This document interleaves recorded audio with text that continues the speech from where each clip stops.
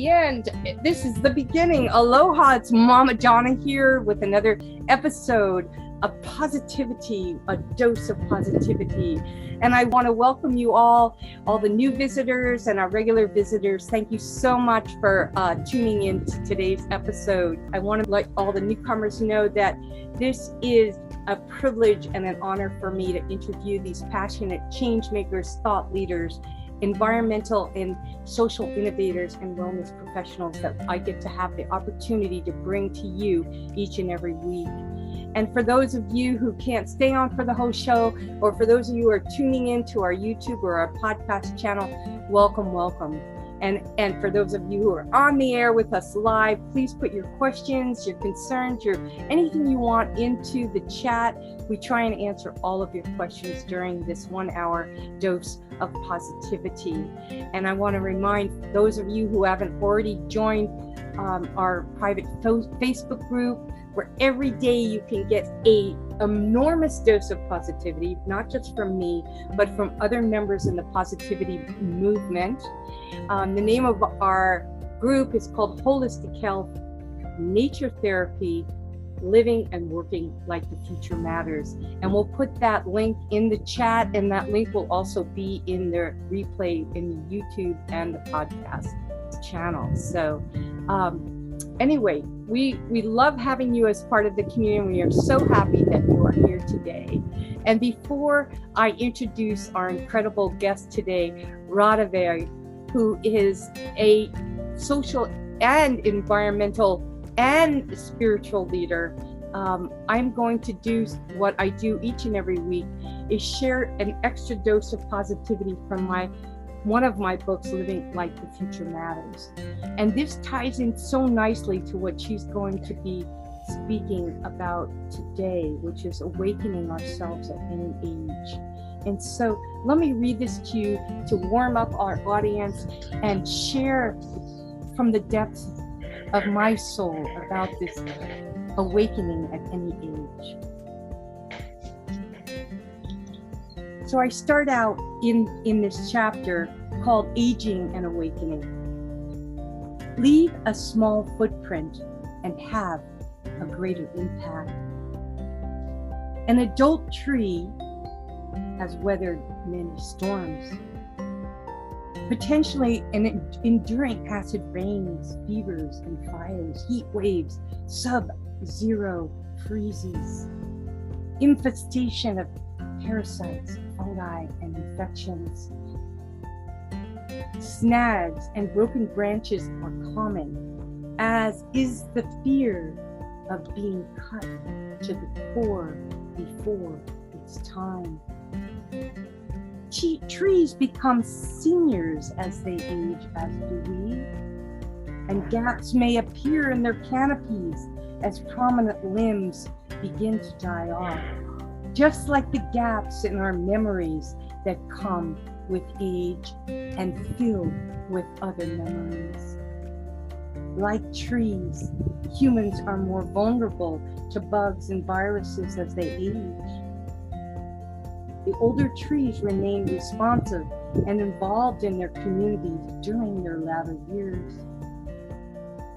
Their DNA circulates through the ecosystem to the younger trees, and surrounding all the life via an underground, mysterious, yet so brilliant network. Without the elder trees, diversity becomes compromised. Culture is lost, and the forest is weakened. The human species also benefits from the wisdom of its elders. If our elders are endowed with these attributes, then why would we not honor them? Some trees can live much longer than others. Oddly, the longest living trees survive best in the most extreme climates and situations. The Bristol pine, with their straggly shaped, wind-beaten limbs, can live up to 5,000 years. They are conditioned to be more resilient. The trees know that someday that they will return to the soil and once again regenerate into a new cycle of life. Given this understanding, the tree does not fear death. No, no, no.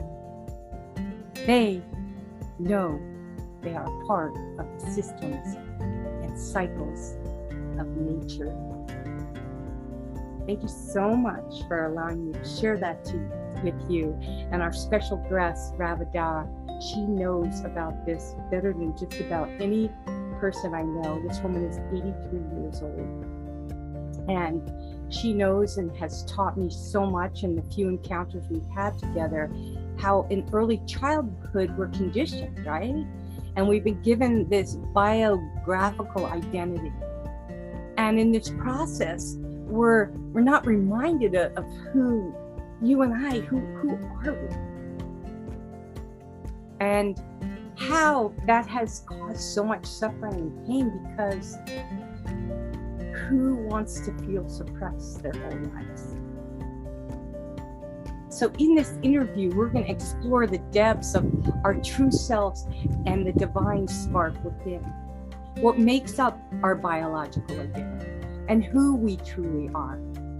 What is a divine spark, and how do we unveil the divine spark hidden behind our biographical ID? Now, those are some words, brilliant words right there from Radavie.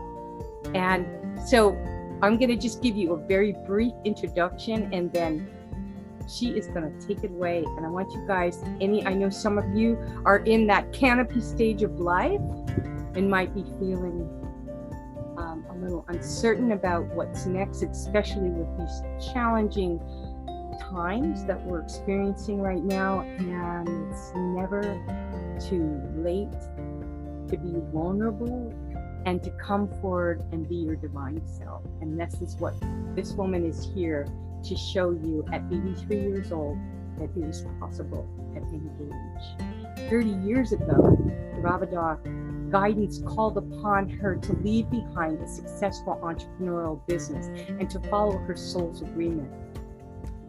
Going through self-healing, she deepened her understanding of the human condition. She knew that she is here. She knew this. But thing, like, all of you, I'm looking at you, all of you, you are here to break the code that traps yourself, that traps humankind. Radavie is known internationally. She leads clients through a sacred journey to discover inner peace, regardless of their life circumstances. And she offers all of us who are on this call, any one of you, will put her website in the link in the chat here and also in our replays. A 20-minute complimentary exploration, which I've done with her, which is amazing. She's an empath, like one of our previous guests, Tina, who was on, and she is incredible. So, Radavie, I just wanted to welcome you so much to the show, and I would love for you to just come on with all your glory. Once you get her talking and telling stories, we get going. So please go ahead and share with us. Start with your childhood, honey, and how it led you to where you are, okay? Good. Well, Donna, thank you so much for having me. And so my name is really Radavie, and so many people have no idea how to pronounce it. I've gone to lots of podcasts, webs, yes, and this, how do you pronounce your name? So what I started doing now, before they asked me, said, I'm Radavie and I live in North Carolina, near Asheville. So they get to know how to say it, but it's perfect that, it's so unusual, my name. So, it's not an everyday name that is on the tip of the tongue. But well, that's okay. Your name is part of your breakthrough. So why don't we start with that and share when you chose this name and why. And okay, I'm going to be very transparent. So my first trip to Peru, which you don't know about, my first trip to Peru, I met a Peruvian healer that we had a past life connection with. We looked at each other's eyes and we knew. And so my girlfriend and I took a trip to Peru with him. And I went to Peru specifically for a town that he mentioned, Chivin. And I said, tell me about Chivin, because I remembered Chivin. There's a knowingness. So, well, the first thing is everybody who goes to Peru has to go to Machu Picchu. So I said to myself, Machu Picchu is a tourist place. Everybody goes there. It's not an interest for me, but it is part of the tour. As soon as we got into the first building, I started to remember. It's the biggest recall I've ever had in my whole life, and I've had several. The recall lasted about an hour. Coming back to the place that I remembered so beautifully. And I know that I was a priestess there, but I didn't know my name. So I came home and I had a teacher that time who was a channel teacher.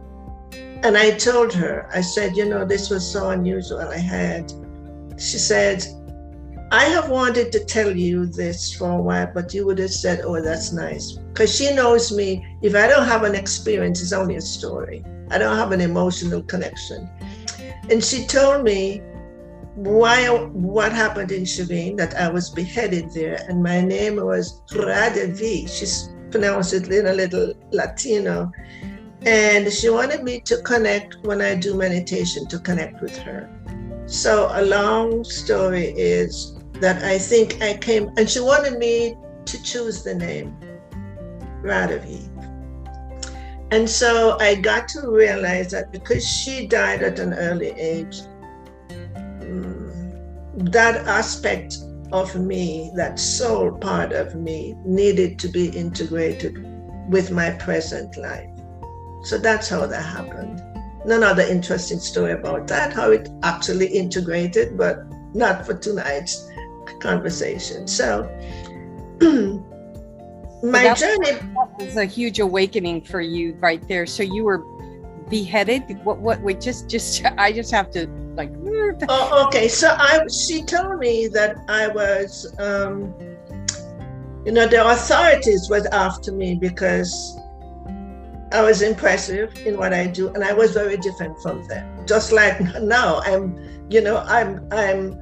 I have my own connection with myself, and I know that I'm different in my family, and I accept my difference.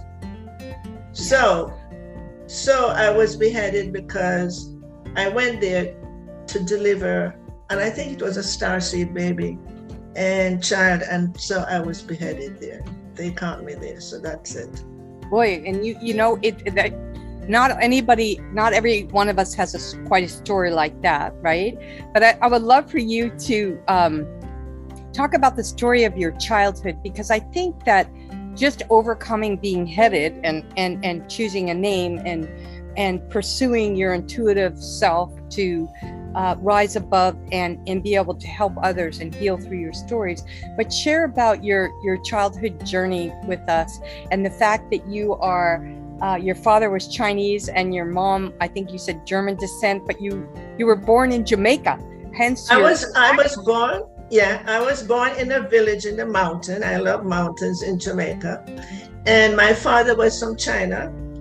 And my mother was a mixture. Her father was from Germany. So I was a mixture of Chinese, German, Scotch, Irish, and African. And I love it because I feel that I relate and connect with so many people. And so I had a very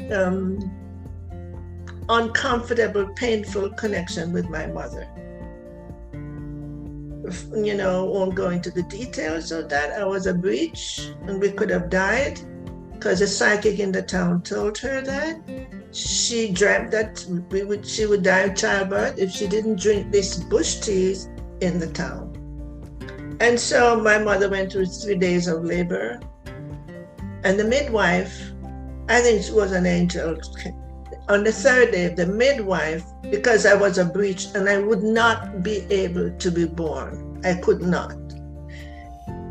And the midwife literally pulled me out. So the journey in this lifetime started in a very trying way. And so my mother's fears, when she was upset with me, I'm just a little teeny child, would tell me that I came to kill her. That's a very frightening thing for a child. And all of us, by the way, now I'm not the only one, all of us have come in with a sense of innocence, purity. We have forgotten about who we ever were. That is removed from us. And so we are in that Christ-light energy. There's only love that exists there. And when you're conditioned and told that you came to do something to someone, it's very painful. Yeah. So that was a part of the journey. And so I moved away from her. There were other things that created the pain. So and so that was the buildup of my wounds and trauma. And I carried it inside. Yeah. Because what I did, I moved away, I stepped away from my family emotionally. And I would sit by myself at 5, I remember that, and said, why am I here? Mm-hmm. When was I born? And I remember saying, I never ever want to come back. Now, how would a little child like that know?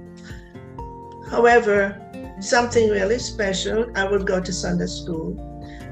I remember at 4 years old, I couldn't read at that time, but in Sunday school, they talked about God and they talked about Jesus, and they had the little fold-out picture with Mary and Christ and talk about God, and God was in heaven, and I was just in awe with God. I was in awe. There was something about this being that I thought, where is heaven? He said, God is in heaven. Where is heaven? And I would look up into the sky all the time. So in spite of the pain and the wounds that I was carrying, there was this golden thread as I moved along in my life that was always there. It was the golden thread that was in the tapestry of my life, in spite of what was going on. Yeah. So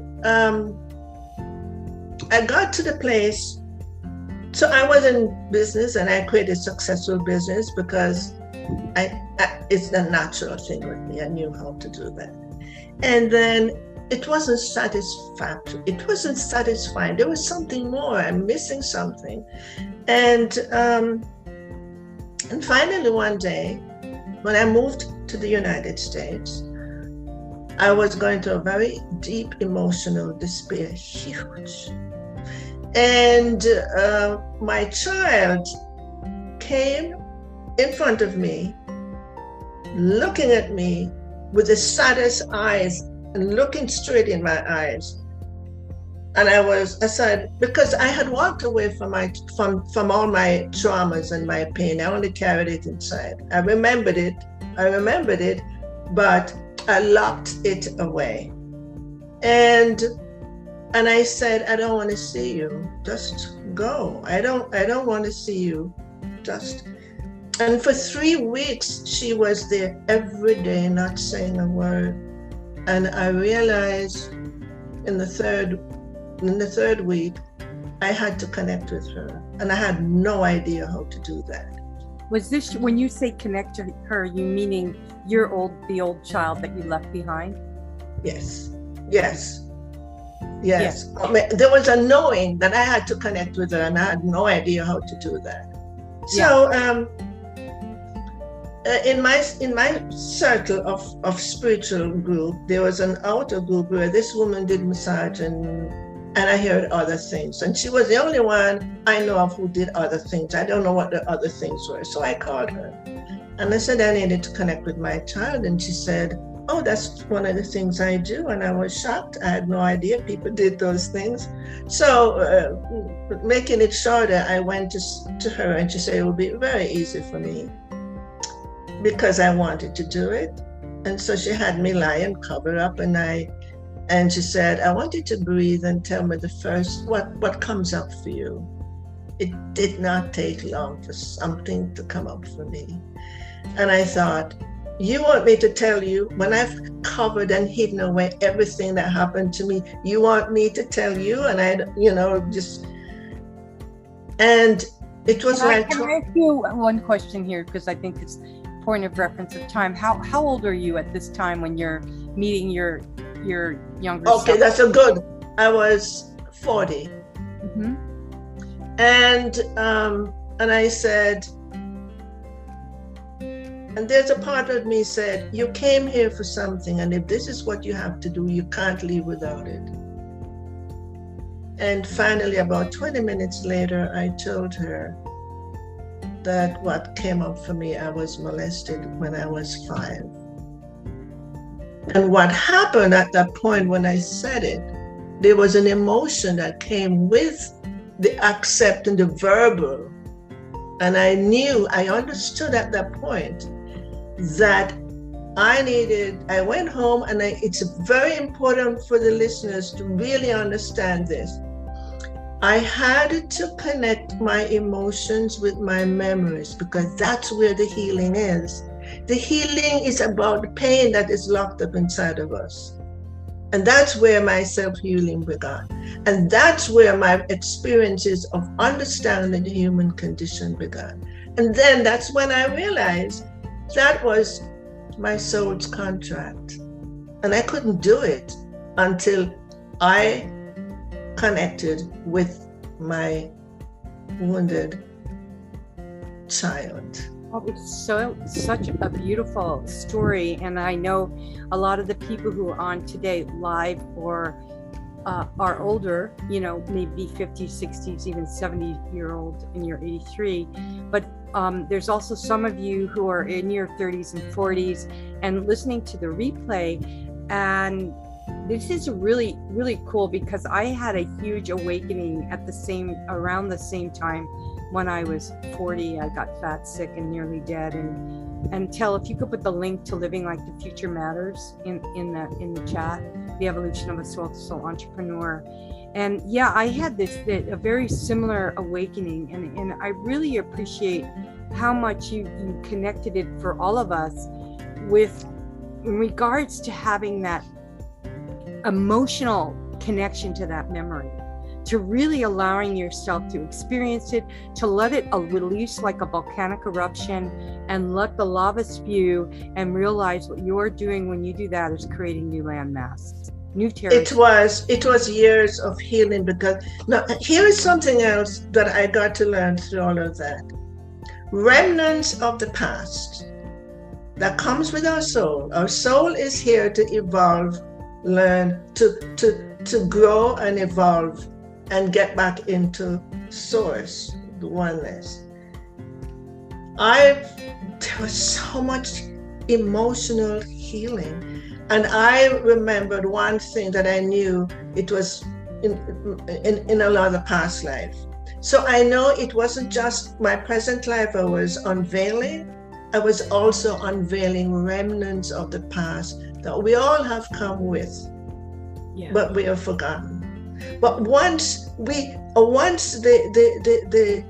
hose, the faucet is turned on, and the hose is running through, there's no place to block us anymore. The mind is not there. We keep going, and that is to me, it's a beautiful sacred journey. Once we got over the hard knocks, and to feel that I can open and I have to. I realized I had to. And so that's why I'm so passionate about helping people through their past. Because we can't create a new being if we're still holding on to the past. The past is going to be the same as the future unless we change and we clear that. Absolutely. But like the people, you guys have heard me say before, compost what doesn't serve you, nourish what does. You can get a blood transfusion, but you can't live without water. And blood relatives or people you think you have to be to the kin, it's the water, which are the friends or the relationship, or they can be blood that hold you up, that keep you buoyant. And those are the ones who allow you, so you can open up your heart, who you can share with. And when those energy vampires, whether you've been molested or abandoned or abused in some other way, when is enough enough? When are we ready to stand up, rise up, wise up, and stop the craziness? So yeah, and what I wanted to say to the audience now and the future audience is that once we start to unveil, because the cry and the emotion, and you don't have to be as emotional as I was, you just have to feel it. You just have to be aware that you have touched that place of truth within you. You have the opportunity, as you unveil, you're unveiling the past, and you're beginning to become much more expressing your light, and you're more to connect with the essence of your being. But it just doesn't quite happen just because you're unveiling, because the mind is still stuck in the conditioned years. We still believe that we are the body. We still believe that we are our name. When this body is our sacred temple that is housing exactly who we are, the soul. So we have to, once we're doing that, it's much easier to remove the identification of who we have always thought we are. God, that's the conditioning. We were veiled over. Our essence, our true essence, was veiled over by the conditioning. And every human being has been conditioned. Right. And I just want to add to that too. This is so beautiful. Your words are just speaking to my soul. And, you know, I think it's even a Chinese proverb. You live in the past, you're depressed. You live in the future, you're anxious. And you live in the present, it's a gift.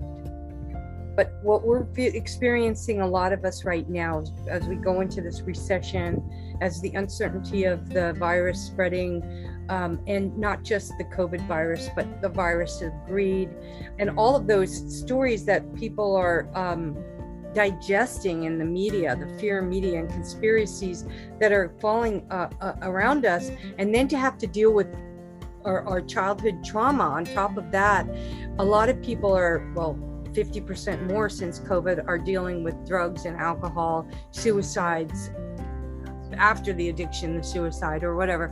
And we gotta stop the craziness. So the faster we take care of a wound, the sooner it's gonna heal. And here's how I look at that, Donna, that these last 2 years have really brought up a lot of fear and a lot of despair, but it also has a great wisdom to it. And I don't want anyone to ever think that I don't have compassion.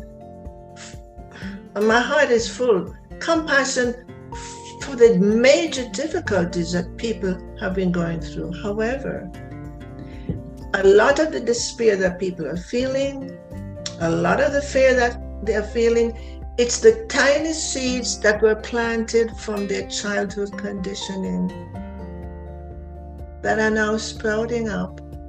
And the thing is, it's a planetary issue. So the collective has been feeling all their fear and stuff is rising up. And it's a grand moment now for people to say, I need help and I need to go take care of this. Yes. Yeah, I love that. Right? There's no shame in Really, that. People are no. living in shame if they're feel shameful to do that. They're and who wants to live bottled up and I don't want to say blow out your brains or whatever, but people are not just. I mean, I'm talking emotionally, not just even the physical part of it, and just sharing our goodness and our greatness and being part of making the world a better place. I mean, that's the positivity that we search for each and every day. And if people are looking for those positive memories in our childhood, right, then those are the ones we want to focus on, because what we focus on grows, right? So we want, and so I would love for you to talk more about the, you know, how to actually make the shift. I mean, yeah, how do you come from this space of trauma and fear and paralyzation, being paralyzed? We're literally paralyzed. People are paralyzed right now a lot. I really, really understand and have a lot of compassion for it. How much we have hidden away that our deepest, darkest fear, wounds, trauma, and how we really, a lot of people don't know how to open it. I didn't know either, but my soul dragged me into said, you have to do this. So, so the thing is, in the 20 minutes conversation, discovery that I offer people, God, man, take it.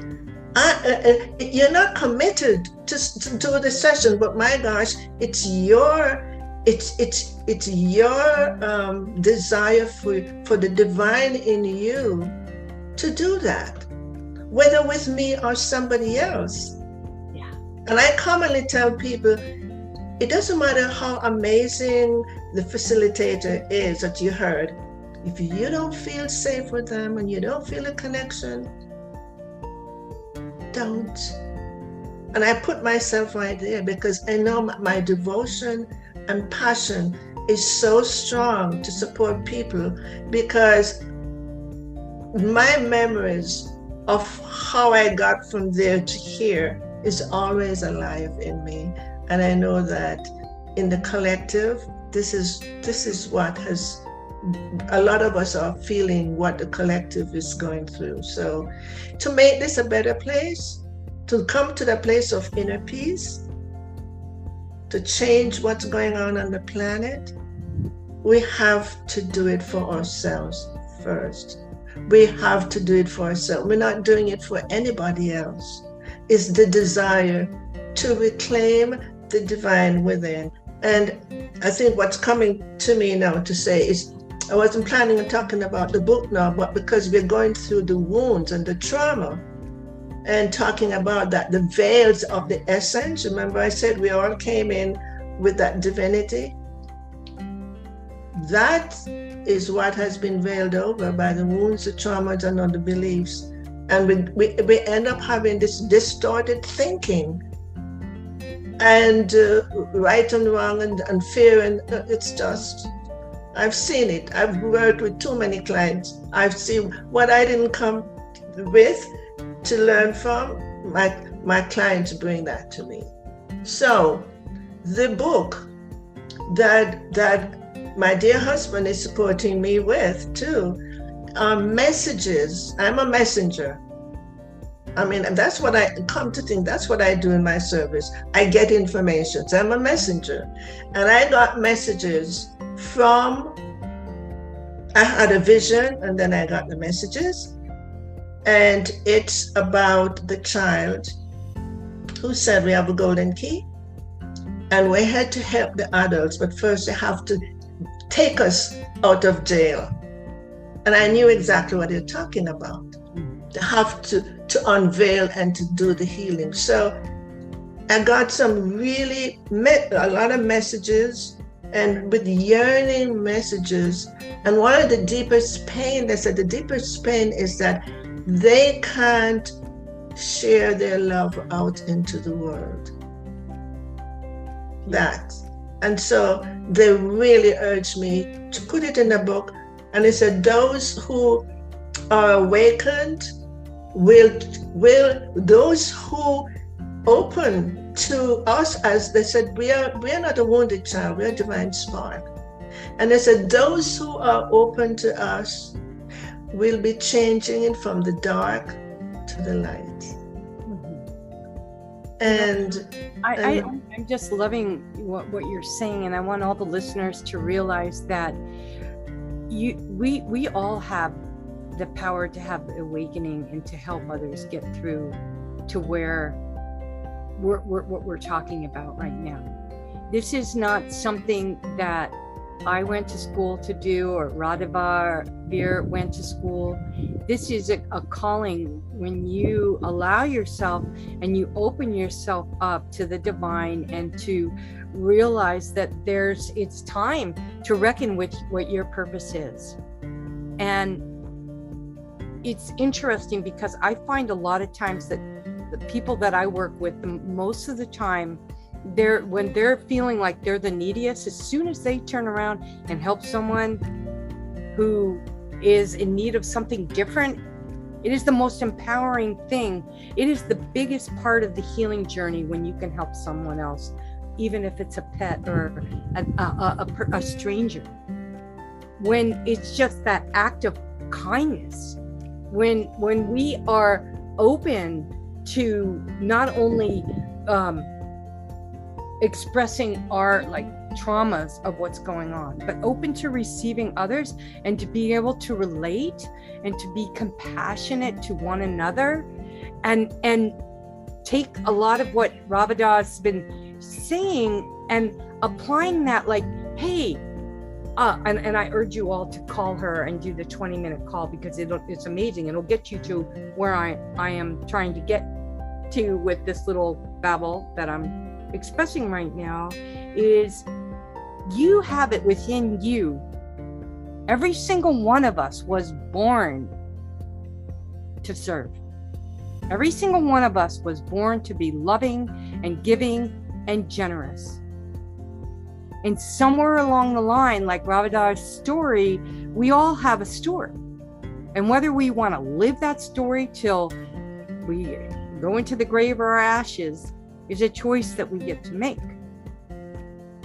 And one of the things that I love that you say, Radavie, is you say, you now see God in the mirror, the same mirror that reflects you.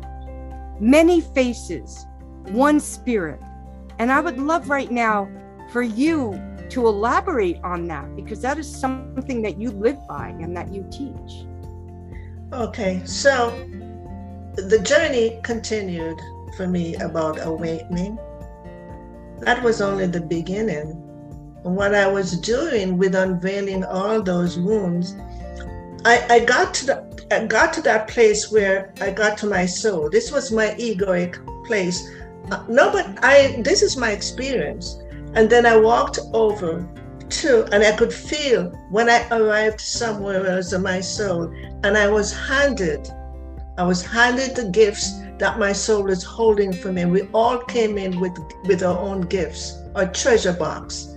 I was handed the treasure box, and I became a lot more intuitive, a lot more with empathy. I had a lot more sensitivity to people. And now because I have an indigenous nature too, I came in as a, shamanic memories.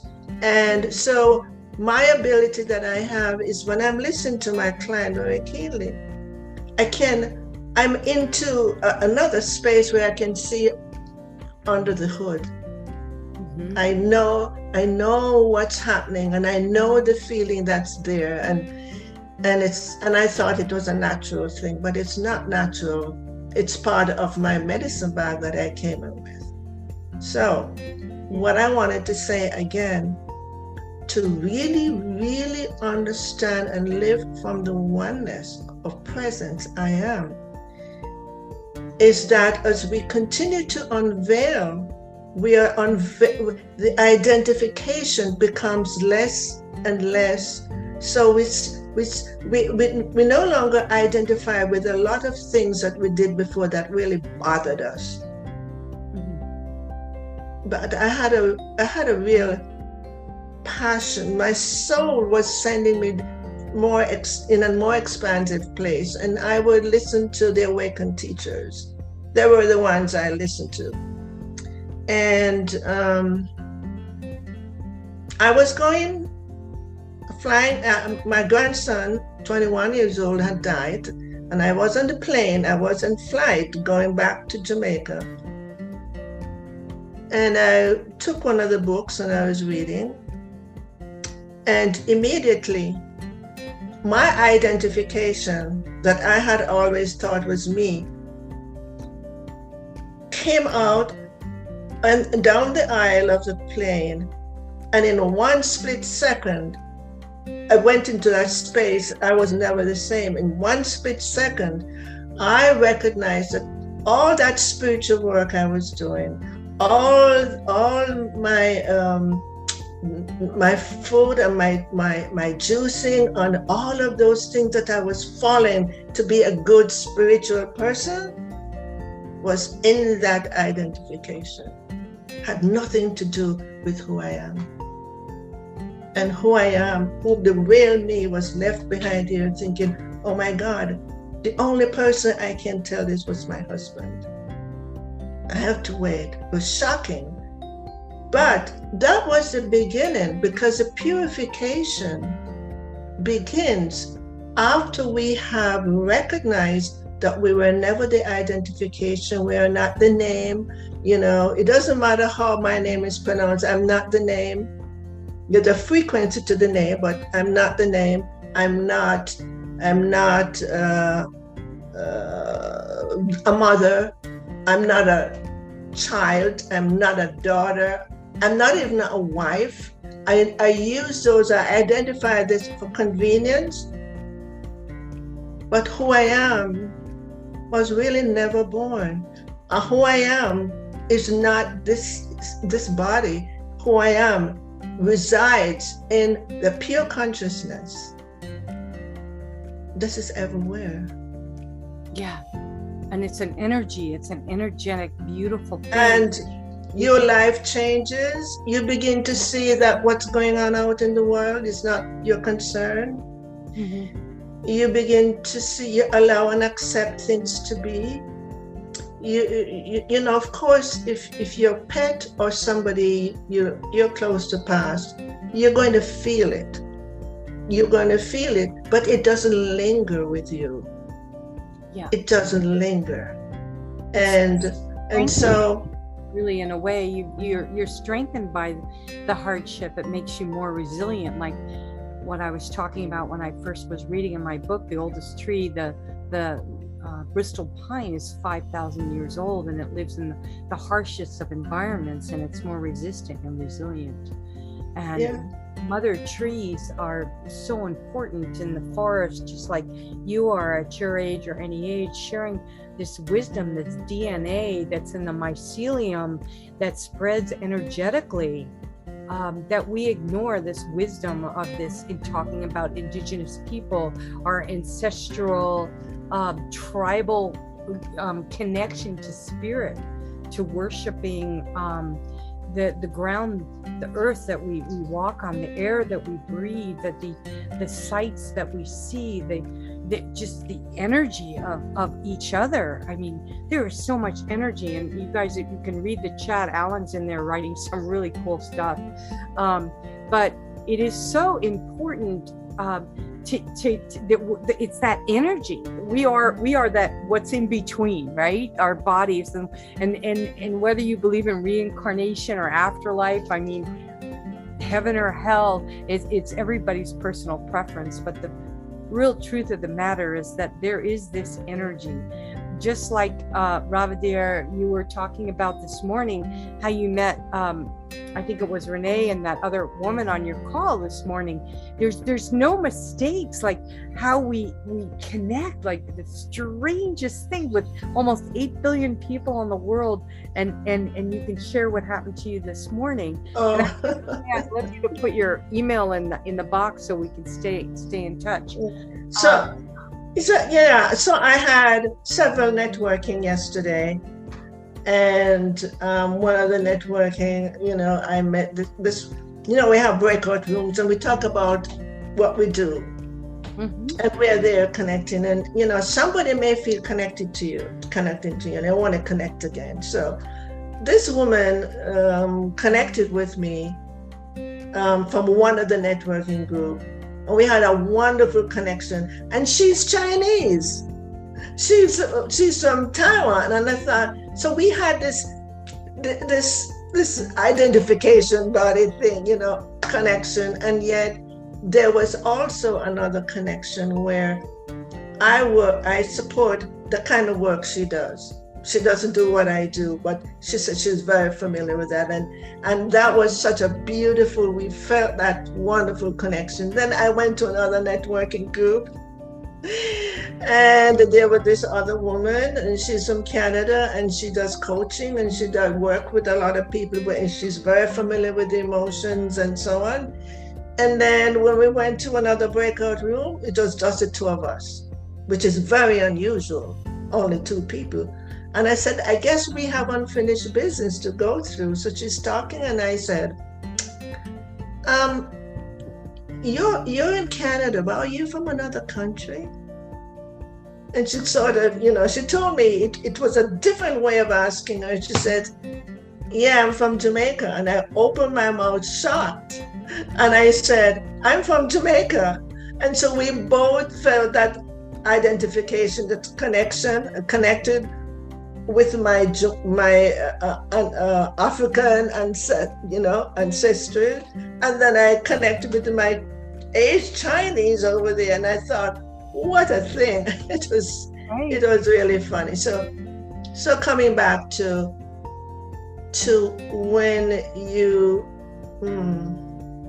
when you start to unveil the identification, and you get to a place of stripping away your identification, what is happening is you're beginning to go back into the innocence that you are. Your childhood stuff. You're not being childhood, but the innocence. And I can see that with myself, because I'll see the flower or my plant and I'll touch it. And like this, what I'm telling you about today, I'm laughing because it's a childhood laugh with this thing that happened. And so this is how it happens. I'm just more in a playful way, you know, because I never did that growing up. And my guides tell me that. Allowing the magic to happen, allowing the identification part of it to feel a different meaning to all of that, and to continue on that. There's reasons why when the phone rings and someone answers, or you run into someone who looks exactly like someone who just passed away, and that you feel that spirit or that energy, and it can lift you out of a sadness to realize that person is still with us, and not burying. Just you bury somebody. We don't bury the soul. We don't bury the energy that carries us through the hard times and the good times. We don't bury that. We keep. It's kind of like what you had mentioned earlier that I loved. You know, once it comes out, there's no stopping it. And so that's right. The flow. You know, you just, it's wonderful. Make going forward in these really difficult times, and I'm not saying that lightly. I mean, I've been, I grew up in the la time, right? Post World War II, post the Great Depression, and into the 60s, 70s. Trust me, there was a lot of horrible things going on in that time, but we're really all entering new territory, people. Every one of us who has blinders on needs to take them off. They don't need to, but I suggest that you do, and decide, are you going to go into the depths of despair, or are you going to go into the awakening world where you can transcend your beautiful self, get rid of this identity crisis, get rid of this self-sabotaging, burying of your true sense of who you are meant to be, and come out and be part of the positivity movement, be part of the, as I always say, solution, SOUL, solutions. The solutions, people are begging for them everywhere. We are being bombarded. I ask all of you who are on the call today or who are listening to the replay, do not turn on the news for 24 hours. And if you get through 24 hours and you're feeling better, do it for another 24. And if you're feeling even better, do it for another 24. And so on and so forth. Sure, you want to touch base. I'm not saying keep the blinders on so thick that you don't know when the fire's outside your front door. But there are things that we can do when we focus on the positivity. We focus on what Radavie is talking about, awakening and overflowing and getting rid of that trauma and allowing ourselves to rise into an energetic field that you're part of the healing. That's our purpose. And you know, when I go to my networking, which I commonly do, and we have breakout rooms, and I look at each one of us, and I am not ashamed to say or hold back anything, and I feel it, my heart speaks, and I said, you know, we all look different age, different everything. And so what I see is that there is something in you, in all of us, that are very similar. And I really say it with such a heart space, because there's nothing to hide away from, you know. And I said, there's a connection. We all have that one, and that spark that is from the one flame of God. And I'm going to use the word God because that's the word I love. I'm not, you know, the flame of the spark, the sparks as one flame of God. All of us here are sparks from the one flame of God. And this, and we're all connected, whether we know it or not. You know, we're all connected. And that is the thing about when you get to a certain state of consciousness, you realize that you meet yourself in everyone. I love and that. Yes, you meet yourself in everyone. And yes, you know, I found the God in the mirror, and it's the same mirror. You will find yourself. You find God when you look in the mirror. Oh, I just love what one of our listeners is saying. He says most of the people you make connections in your life are former life contracts. And I think that that's so true. And, you know, as we come to the close of the hour, we have 3 minutes left till closing. And I noticed that I want to let everybody know who's on the call before Radavie does her closing remarks, is that my battery is running low. And if you haven't noticed, my background is different because I don't have internet. I haven't had internet for 2 days, and it's been awesome. So I'm down at a friend's house, and I'm on the big island of Hawaii, for those of you who don't know, but this is a different view. And she was so gracious to have me, but I could get cut off any minute because I'm a little corner. Okay, there's one thing I would like to close this with something. Yes, absolutely, please. And near-death experiences, sometimes I listen to them. There's one woman who had a beautiful experience, and it's about the 5 wisdoms. And I won't articulate too long, but the first one, which I think is very important, is giving and receiving. Yes. What it means, whatever you give to anyone, it's what you're getting back.